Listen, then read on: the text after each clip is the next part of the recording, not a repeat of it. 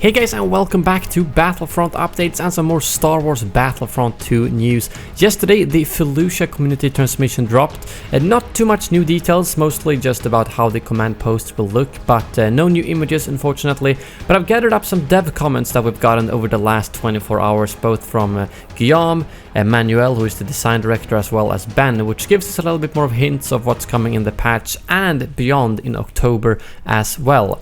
But before we get into all of that, I just wanted to say that you can get 30% off G Fuel, one of my sponsors, by using code SHEEV until September 24th. So that's 30% off your entire order while you also support the channel. You can follow the link in the description below and use code SHEEV to get that discount. But let's get straight into it. I'm going to start off with the developer comments and then move over to the actual Felucia information for those of you who want to know a bit more on how the map is actually going to look. So first of all, Ben responded in regards to how Felucia is going to play out, saying that it's quite big and has a fair amount of verticality too.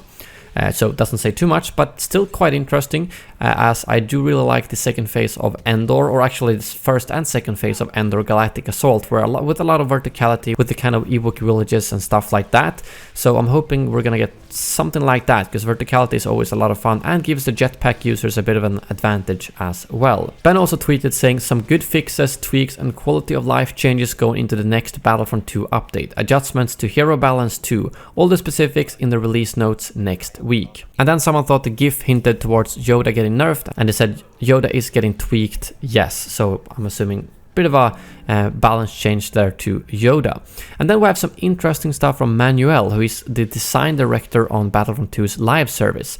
He tweeted out saying there is a lot of love going into the next patch. So that's, well, everything we're getting: instant action, co-op, Felucia, as well as the clone commando. But he also said, and I guess a bit of terror in the next one. So that's the one for October, which we currently don't really have any details on at all. All we know is that we're getting reinforcement skins at some point, and then later in the year getting Rise of Skywalker stuff. So terror, I'm not really sure what to make of that, but so far I would say the only really terrifying or scary thing we've had in the game has been Ewok hunt. So maybe another hunt mode, who knows? Otherwise it could be maybe just some, I don't know, scary skins for some of the reinforcements. I don't think that's the case. I think a hunt mode would be more likely.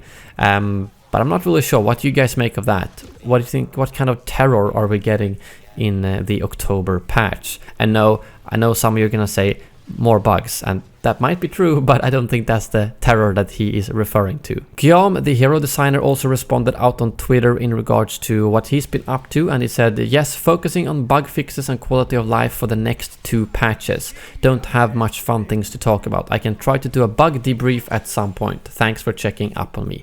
So yeah, there's always been quite a lot of hero bugs, since there's a lot of heroes in the game and they all have unique abilities, and obviously with the recent patch there was some issues with all the lightsaber combat in particular. So I think it's good that he's working on bug fixes instead of creating new heroes, as I would rather have all of the current ones working flawlessly before we move on to new ones. But if we then move on to the Felucia community transmission, again, it doesn't contain too much new details, but I still thought it was interesting for all of you who want to get a picture in your mind of how the map might actually look.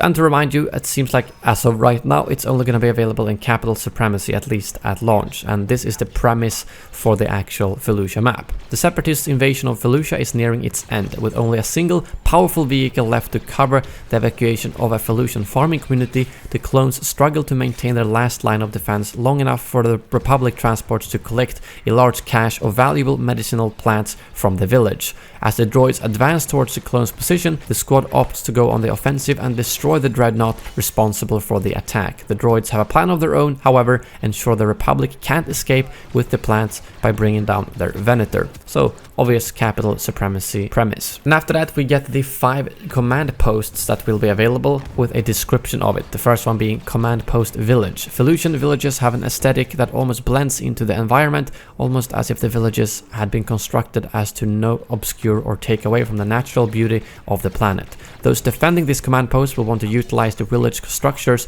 for additional cover, while also taking advantage of the slight increase in height. And then we got Command Post Sarlacc. Very few creatures across the galaxy are as feared as the Sarlacc. Even in death, the Sarlacc possesses a formidable sight. What was once an area where none would dare to enter, at least by their own choosing, is now a battleground for the ongoing conflict between the separatist and clone armies on Felucia. This command post is located upon a narrow structure that overlooks the now deceased Sarlacc. Defending the entrance to this structure will be pivotal should you want to keep hold of the command post. That one I'm very much looking forward to seeing in action. And then we got command post Farm. Farming is an important aspect of Felucian society, as they can often be found scattered across the planet's lush and vibrant landscape. While this one idyllic farm has spent its best years being tiled out and cultivated, it's now a location that bears the scars of battle. This command post is relatively open, with the bulk of the cover coming in the form of various bits of equipment, but with entrances in multiple directions. You'll need to keep an eye out for flanking enemies. And then command post Caves. A network of open air caves run amongst the Felucian landscape and have become a critical area as both the Separatist and Republic fight to control over them. A fairly secluded location, you will have to get close in order to be able to see the command post, as it's located within the network of caves itself. At least the rancor that used to dwell here is long gone, but the remnants of it still remain. So it sounds like a bit of a grenade fest command post, most likely. And then lastly, the command post Swamp. Used as a drop site by the Republic, this location in some swamplands has become of key strategic importance. This command post, while surrounded by fairly open terrain, has considerable amount of cover in the form of a Republic dropship and various supply crates. Make use of this cover, as without it you'll be an easy target. And then lastly, some environmental descriptions, as they say, as beautiful as Felucia is, the environment can also be hostile to those that traverse its lush and vibrant landscape. Mushrooms can explode, and certain plants can leave behind a hazardous gas that will harm anyone that gets caught within it.